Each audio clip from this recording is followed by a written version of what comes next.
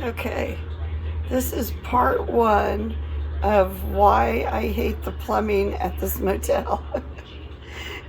Okay, I have to kind of stand back a little bit because I've doused myself 4 times now. Okay, here's turning on the water.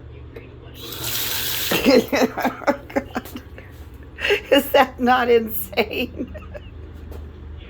Okay, part two. When I first saw this bathtub, I thought that was a bath mat down there inside the bathtub. So I turn on the water, and again, this is full blast. That's as high as the water goes. And then when you step in, that is not a bath mat.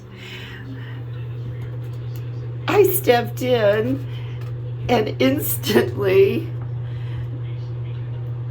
the floor dropped down. There is a person-sized hole underneath here. Hear that? Yeah. I have to live with this for 3 weeks. Okay, still laughing though. Yeah, I know. My voice is gone. I've been coughing for 2 months. Okay, love you guys. Bye.